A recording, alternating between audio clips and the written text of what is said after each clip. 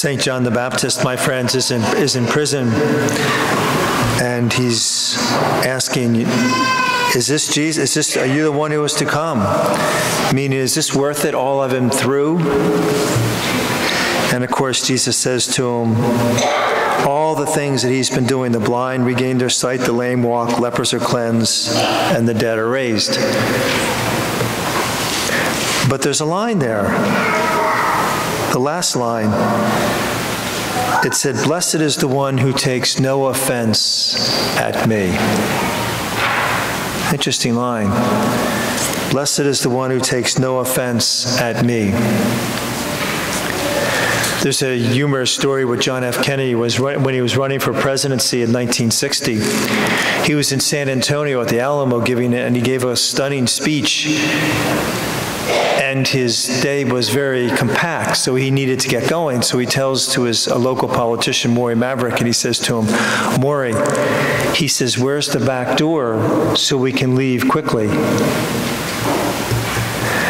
And the man said to him, Senator, if there had been a back door at Alamo, there wouldn't be an Alamo. But you know, when things happen, we want something quickly resolved, or we want a back door, don't we? Tragedy, and this is a tough time of year for many people, my friends. It truly is. Sadness. You know, we say, and often that is directed at God, you know. We have this angry, upset God, or we walk from the church. There's a whole thing, you know, something happens to us, we walk. And that's what Jesus is saying. Blessed is the one who doesn't take offense at God. Interesting line, isn't it, my friends? Blessed are those who don't get angry, who don't walk, who don't grumble. Mark Cruikshank is a big man in mid-30s, has 2 transmission shops in the Chicago area, 2 children. During the late summer months, his wife was diagnosed with stage 4 ovarian cancer. Of course, his life was turned upside down. All during the month of September, he said he was like a fog. And then in November, he came back to church. And he's there in the first Sunday of Advent, and he said, you know, his mind, he still was in a fog about his whole thing and what to do with his wife. She wasn't getting any better. He wasn't sure how long he was going to have her. And he hears this voice at Mass. It just simply says, ask others to pray for your wife. And, you know, he's thinking to himself, ask who? You know, I work in a transmission shop. He said, what am I supposed to do? Ask people that come into my shop to get their car fixed to pray for my wife? So he gets into work, he gets used to go to work very early, got in there early, and was doing some paperwork, and he hears this same thought again. And always on Monday morning, he would change the sign on his shop to put in the specials and different things for the week. So as he was going out to do it, he hears this voice again, please pray for my wife. So he puts on the board, please pray for Debbie that the cancer will go away. He said he wasn't expecting what happened over the next 4 weeks.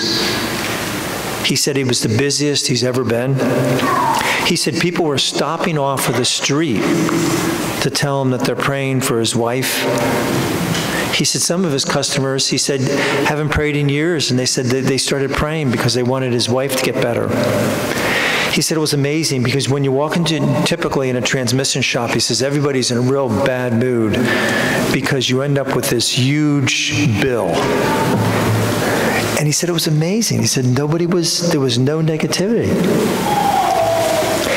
She got a check on Christmas Eve, a doctor's checkup, and the doctor said it was the first time it was positive in months, so he put a new sign up because, praise God, Debbie is winning her battle with cancer. But I thought, you know, he could have got angry, my friends. He could have walked. But he chose to ask his customers to pray for his wife. You all know who George Bailey is, don't you? It's that famous movie, It's a Wonderful Life. And of course, he goes to the bridge and the famous angel Clarence saves him. You know, I love It's a Wonderful Life, my friends, but I've seen it a couple times, and you almost feel like watching the first 10 minutes, fast forward it to the last 3 minutes. But you know, Jimmy Stewart, I was reading this beautiful article, because of course Jimmy Stewart was a devout Catholic. And there's a part in there where George Bailey breaks down and raises his eyes in prayer, and this is actually in the movie, so you can see it. This is what he says: God, God, dear Father in heaven, I'm not a praying man, but if you're up there and you can hear me, show me the way. I'm at the end of my rope. Show me the way, God. Stewart said when he filmed that part, he said, I felt the loneliness and the hopelessness of people that had nowhere to turn. He said, and my eyes filled with tears. And he actually cried in the movie, and they filmed it. He said, I broke down sobbing. He said, this wasn't planned at all, but the power of that prayer and the realization that our Father is in heaven to help us reduced me to tears. And you know, my friends, but this wasn't all that was in the article. The article was about how many lives were touched by this movie. And one of them was Robert McFarland. He was Ronald Reagan's national security advisor, and he was caught up in that whole Iran-Contra affair. And I don't know if I think he did jail time or something like that. But anyway, his life was devastated. He tried to commit suicide. But during this whole process, after he tried to commit suicide, somebody sent him this movie, It's a Wonderful Life. And he said it was that scene in that movie that changed his life. He said he's watching this guy praying, and all of a sudden he got that hope, and he said it changed his life as well.